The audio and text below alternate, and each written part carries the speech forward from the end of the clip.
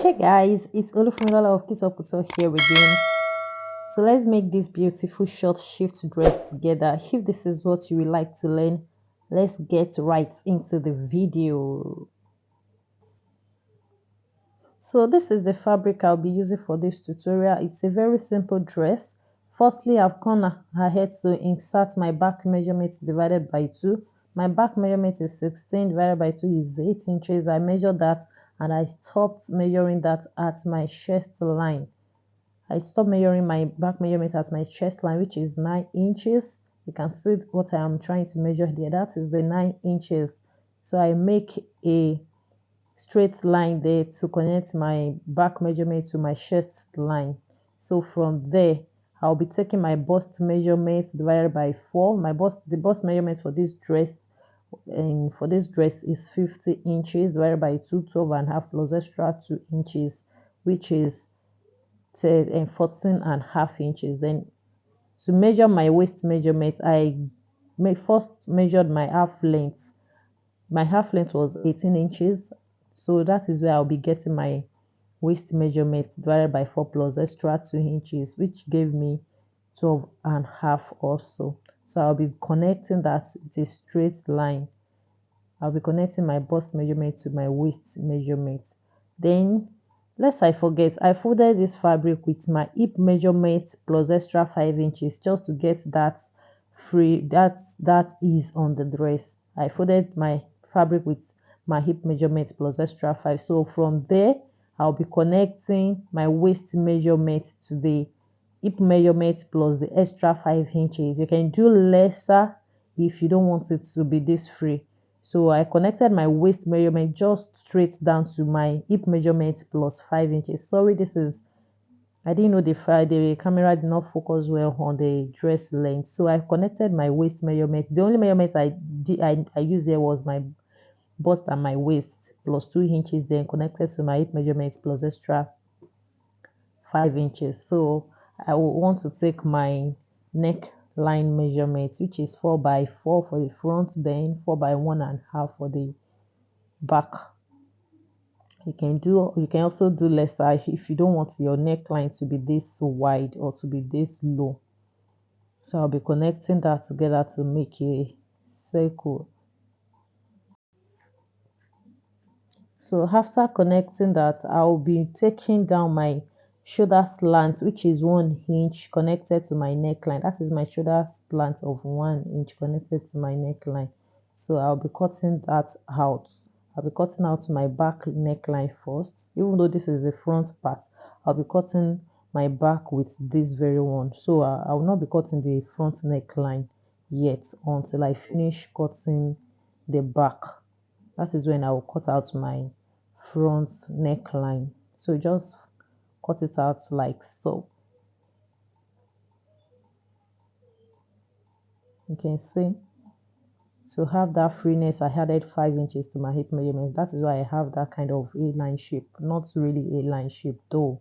So it's time to cut um, my back now. That very one was my front, so I'll be using it to cut my back. I've folded another fabric, then place my front piece on it. So I'll be cutting out the back piece with this very one.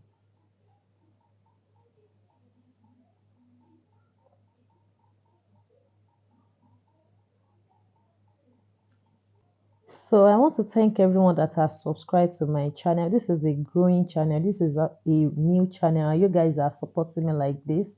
Thank you, thank you, thank you very much. And if you haven't subscribed, please subscribe, like my video, and share to your loved ones so that this can tell YouTube that I'm doing something right. Thank you very much. So this is let's go back to what we were doing. So this is my front part now. I want to remove the neckline. I want to remove the front neckline now after cutting the back part, the back pattern. So this I just gave the front a little slit in front, a slit of about 3 inches long. So I just gave the front part a little slit in the front. So it's time to cut out my sleeve now. It's a long sleeve. I used 22 inches for the sleeve length, and extra 1 inch for the folding and half inch for the fixing of the sleeve. So in total I use 23.5 inches for the sleeve length. You can do a 3/4 sleeve or a short sleeve if you do not want your sleeve this long. So if you want me to drop a detailed tutorial on how to cut your sleeve perfectly, the simplest method to cut your sleeve, just let me know in the comment section. So I'll be cutting out the sleeve like so,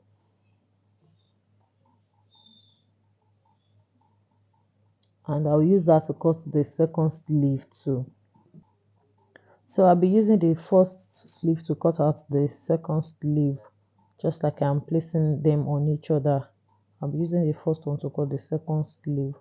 So if there is any style you want me to make a tutorial on, you can send that to me on my Instagram handle at kitopcouture. You can send it to me so that I can make a video or a tutorial video on it. So that is it. That is the second sleeve that I'm trying to cut out right there. So I give it a notch at the center just to indicate the center. So I'll be cutting a facing for the front. This dress doesn't have a lining. I'll be cutting facing for the front part. Then I'll also cut facing for the back part also, just to make my neckline very neat. I don't want to use bias to finish the neckline. It is always better to use facing for your neckline. So I'll be cutting facing out for the front part first. Then I'll also cut facing for my back pattern.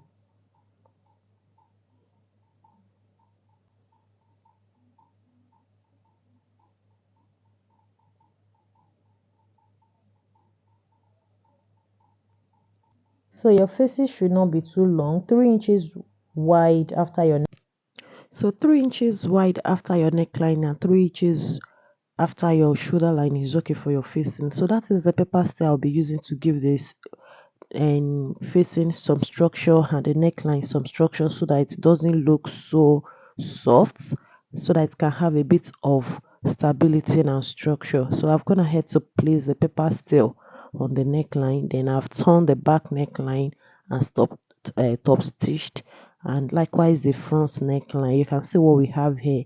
After putting the front facing, I've ironed it out. I give it a good press after putting the facing. So the next thing I'll be doing now is to attach my shoulder together, to fix my shoulder line together. So I'll be placing the two shoulder lines together and turn it with one of the facing. As you can see me doing, I'm trying to align the back and front shoulder together. So after placing the two shoulder together, I'll pick one of the facing to turn the shoulder line, so that the shoulder line can come out very neat without me needing to weave it or to do anything. You can see how neat the outcome is after using one of the facing to turn the shoulder line. You can see what we have. I've gone ahead to shape my dress measurement, my dress to my measurement size with some ease allowance. I added about 2 inches ease allowance while we were cutting. So I just shape it with about 1 inch. Then I'll hem the down part of the dress. I'm not going to sew it. I want to hem it. Then I've shaping the sleeve also. Then after shaping, I'll be folding the hem of the sleeve. If you have an hairline shape of sleeve like this, it's better to shape it first before hemming it. Then this is my pocket. I'll be fixing it to the dress. So if you want me to make a full tutorial on how to cut a pocket or a basic sleeve, just let me know in the comment section. So this is the place I'll be fixing my pocket, 8 inches downward after my armhole. So I'll be notching that part so that my pocket can align in the two parts of the dress, so that I don't have a kind of high and low pockets and it doesn't look ugly after all. So after notching, I place my pocket on the dress. Then I'll be sewing it downward with half an inch, as you can see me doing. So with this notch, you have your pockets aligned so well. You have your pockets aligned so well, and you can go ahead to pin it down if you are unable to just sew like that.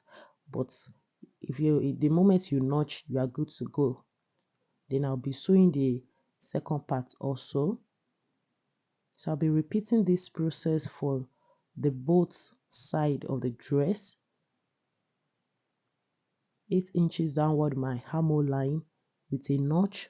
Then I'll start attaching my pocket. It's as simple as ABC, just like this. So I want to thank everyone that has subscribed to my channel, that has been watching my video. Thank you very much. And if you haven't subscribed, please subscribe to this channel. Let's grow this channel together. And please don't forget to turn on your notification button so that whenever I upload a video, you'll be the first to be notified. And don't forget to like and share my videos to your loved one. Thank you very much. I really appreciate you guys that has been subscribing. Thank you, thank you, thank you. So you can see what we have here after fixing the pockets. You can see, so neat and beautiful. So the next thing I'll be doing now is to fix my sleeve. You can see that I've hemmed the down part of the sleeve.